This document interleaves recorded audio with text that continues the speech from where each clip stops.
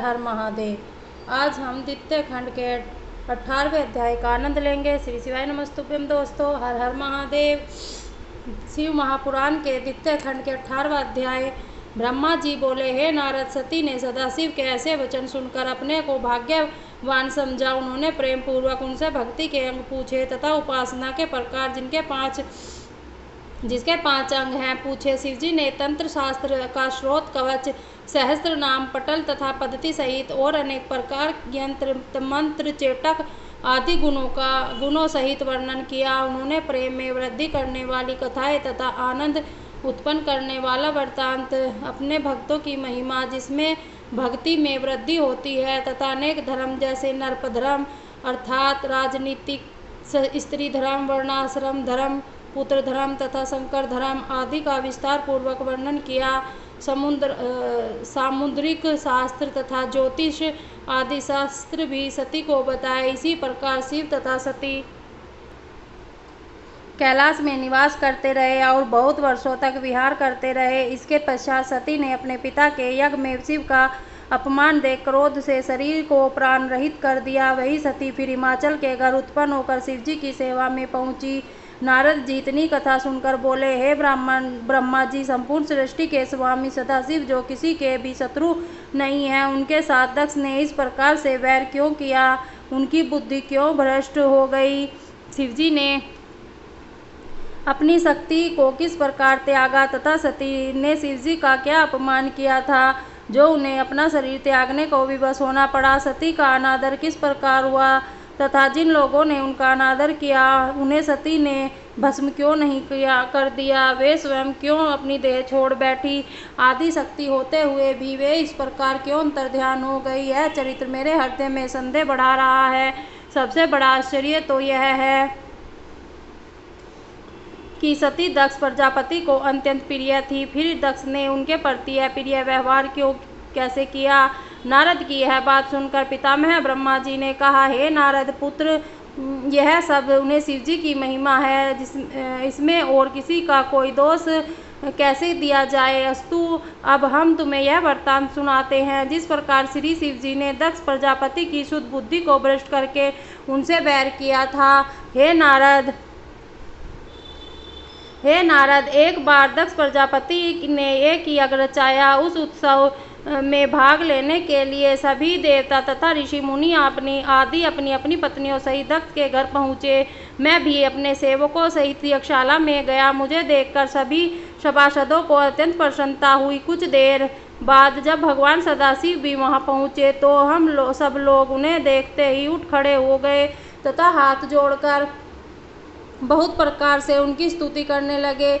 चारों ओर जय शिव का नाद गूंज उठा। हमने प्रार्थना करते हुए कहा, हे प्रभु, आपने इस यज्ञशाला में उपस्थित होकर हम लोगों के ऊपर अत्यंत कृपा की है।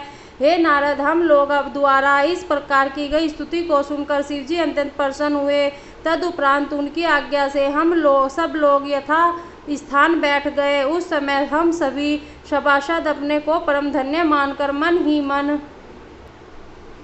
प्रसन्न हो रहे थे। इसके कुछ देर बाद ही उसी यज्ञशाला में दक्ष प्रजापति भी आ पहुँचे। उन्हें देखकर सब देवता तथा ऋषि मुनि फिर उठ खड़े हुए तथा दंडवत प्रणाम करने के उपरांत उनकी स्तुति करने लगे। मैं, विष्णु जी तथा शिव जी अपने आसन पर ज्यों के त्यों बैठे रहे। यह देखकर दक्ष ने क्रोध भरी दृष्टि से देखते हुए मुझे प्रणाम किया, फिर अत्यंत अहंकार पूर्वक अपने आसन को ग्रहण किया। तदुपरांत दक्ष ने यह देखा कि उसके जामाता शिवजी ने भी उनसे प्रणाम नहीं किया है।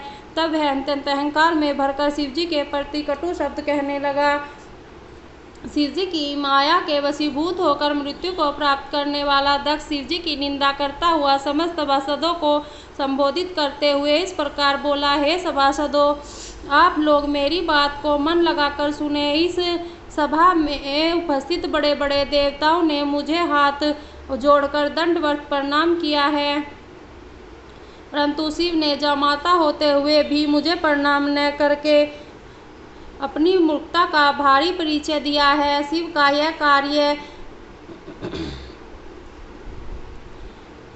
वेद के विरुद्ध है, न तो इसके माता पिता का कुछ पता है और न इसके कुलशील के संबंध में ही कोई कुछ जानता है।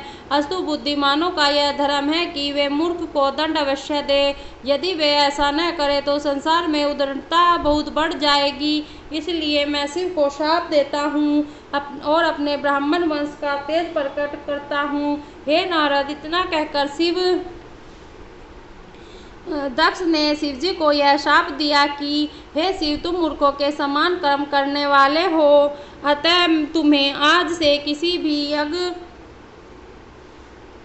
में भाग नहीं मिलेगा। दक्ष के इस शाप को सुनकर शिवजी ने कोई उत्तर नहीं दिया। वे चुपचाप बैठे रहे। परंतु उस समय नंदी से नहीं रहा गया। अस्तु नंदीगण ने अत्यंत क्रुद्ध होकर दक्ष से कहा, हे दक्ष, तूने शिवजी को शाप देकर अपनी परम मूर्खता का प्रदर्शन किया। क्या तू नहीं जानता कि शिवजी के द्वारा ही संपूर्ण सृष्टि का भरण पोषण होता है? फिर भी तू शिवजी को अशुभ कहता है, यह तेरी मूर्खता नहीं तो और क्या है? हे पापी, तूने ऐसे परम प्रधान पुरुष की निंदा की है। अस्तु मैं तुझे यह शाप देता हूँ कि तेरा यह शिव निंदक मुख न रहे और तेरा कोई भी मनोरथ पूर्ण न हो। हे नारद, नंदीगण के मुख से यह शाप सुनकर दक्ष प्रजापति ने अत्यंत भयभीत हो उन्हें भी यह शाप दिया। हे नंदी, तुमने मेरा अपमान किया है। अस्तु संसार में तुम दुखी रहोगे।